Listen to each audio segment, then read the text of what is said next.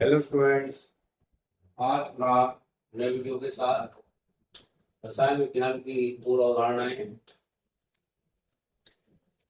बहुत सारी चीजें से बता दी हम आपको, ये सभी हो गई हैं।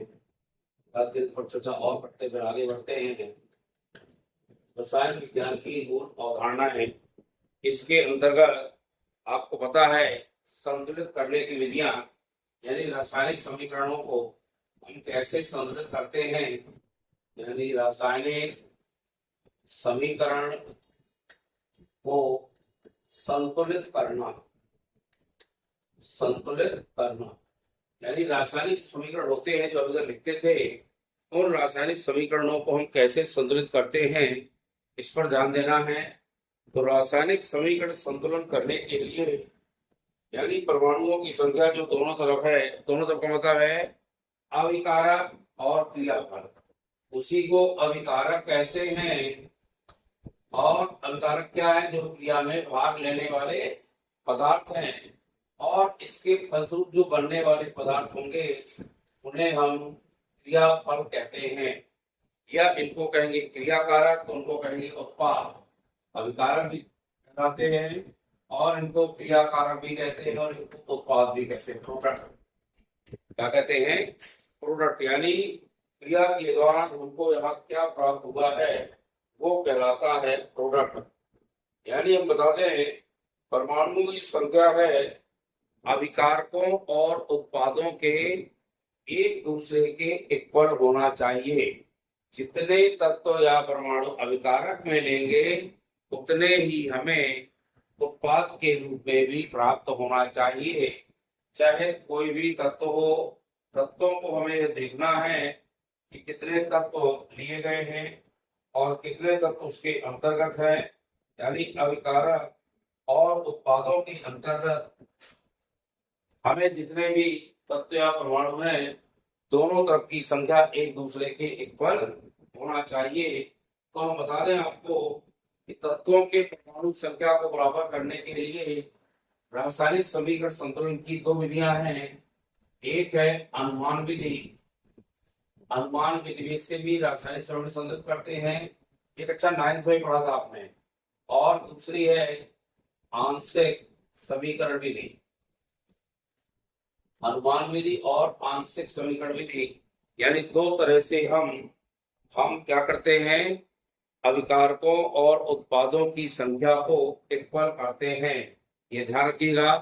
तो सबसे पहले हम बात कर रहे हैं अनुमान विधि से हम कोई भी रासायनिक समीकरण उसको कैसे संतुलित करते हैं।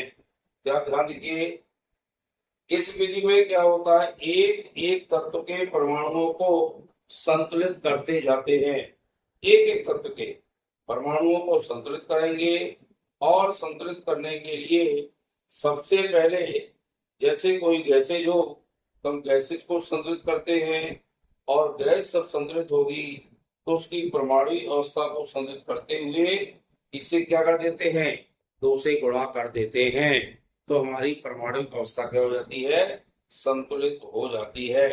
अन्य विधियों से भी संतुलित करते हैं, ये बताऊंगा मैं आपको। यानी हमारे अभिकारक और क्रियाकारक दोनों एक दूसरे के, अभिकारक और उत्पाद या क्रियाफल दोनों बराबर होना चाहिए।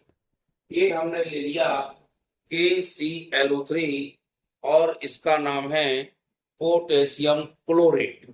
क्या नाम है? जब हमने पोटेशियम क्लोरेट को गर्म किया तो टूट जाएगा KCl में और निकल जाएगा O। O माने ऑक्सीजन, O मीन्स ऑक्सीजन होगी। अब इसे संतुलित करते हैं, तो चूंकि परमाणु अवस्था को संतुलित करना है, इसमें परमाणु अवस्था यहाँ पे देखा है O के कितने हैं, 3 हैं।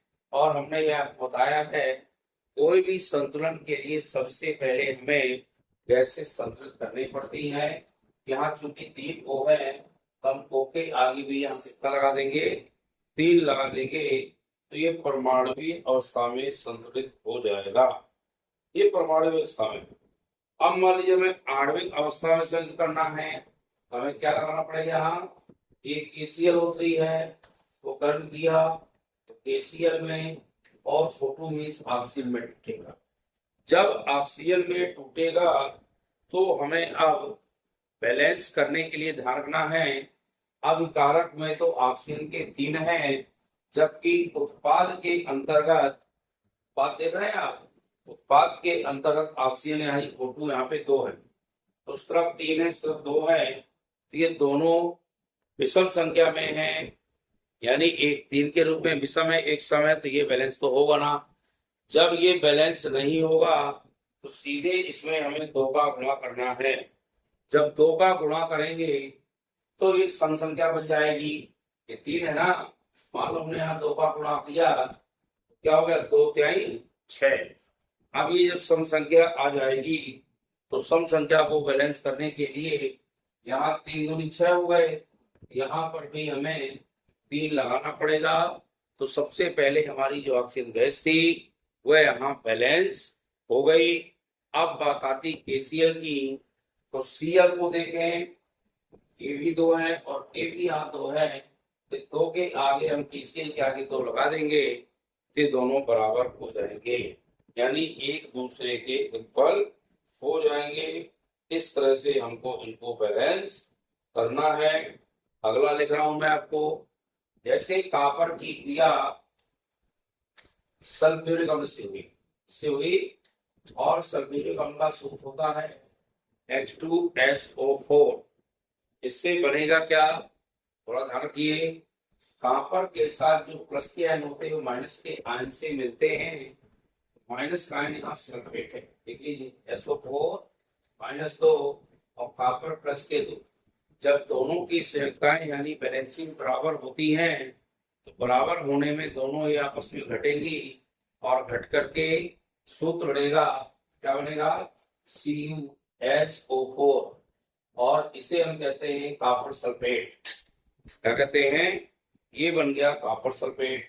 तो जब कॉपर सल्फेट बनेगा तो सबसे पहले यहाँ पे H भी है और O भी है, ये भी आपस में प्लस और माइनस से मिलेंगे और क्या बनाएंगे, पानी बनाएंगे। क्या बनाएंगे, यानी H का धनात्मक का एक आयन ऑक्सीजन के 2 माइनस से मिलेगा, तो बनाने के लिए आपको पता है H एक धन है, O 2 माइनस है, इसकी संयुक्ता इसमें और इसकी संयुक्ता इसमें आपने कक्षा 9th में पढ़ा है, क्रॉस संयुक्ताएं लगाई जाती हैं, यानी एक दूसरे की संयुक्ता दूसरे में और दूसरे वाले की पहले में लगाते हैं। तो H का एक है तो एक नहीं लिखेंगे, वो भी यहाँ तो है ना, तो यहाँ लिखेंगे, लेकिन ध्यान रखिएगा कभी भी प्लस माइनस का चिन्ह इनमें नहीं लगाते हैं।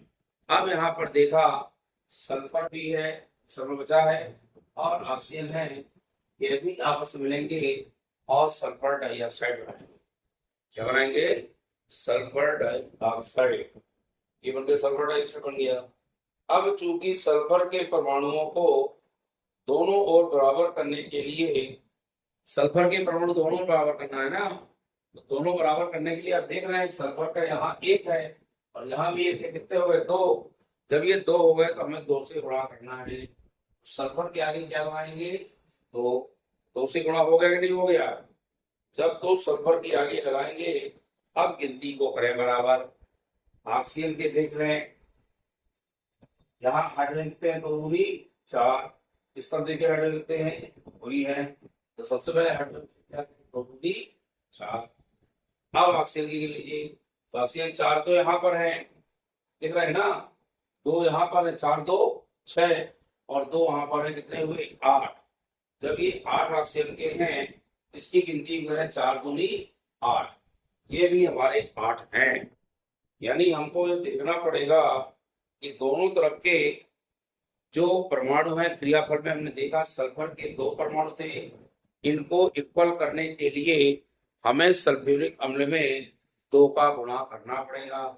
तो हमने कर दिया 2 का गुणा, तो ये क्या हो गया, सल्फ्यूरिक अम्ल बन गया, 2 हो गए। अब जब 2 ये हो गए तो बेसिस को बैलेंस करें।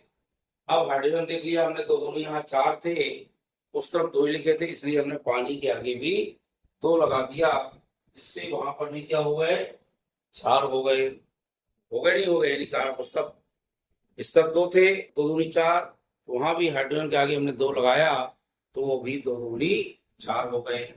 सल्फर बैलेंस हो गया, हाइड्रोजन बैलेंस हो गया, अब हमको ऑक्सीजन देखना है। ऑक्सीजन यहाँ 4 दूनी 8 है, इसको जोड़े पहले।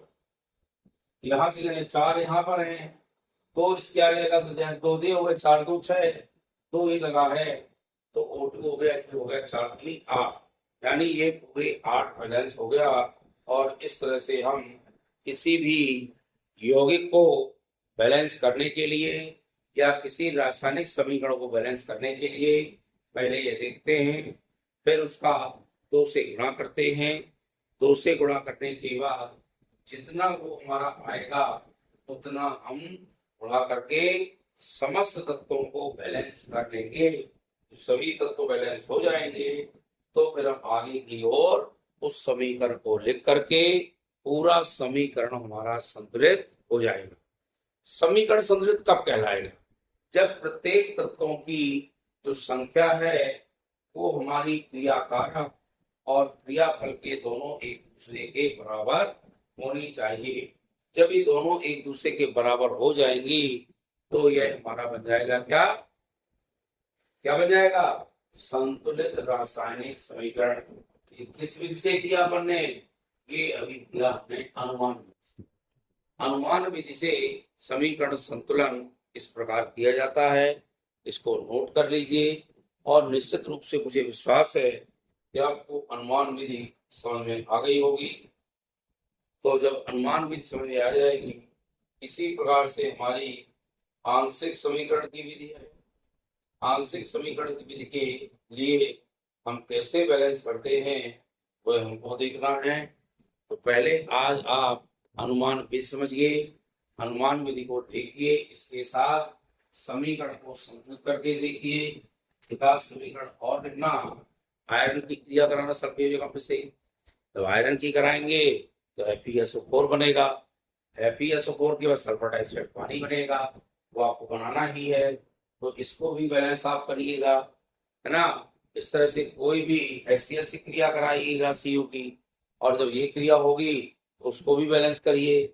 यानी हमें बैलेंस करना सीखना है किस प्रकार से हम क्रिया कारकों और क्रियाफलों को बैलेंस करते हैं। बैलेंस का मतलब होता है संतुलन।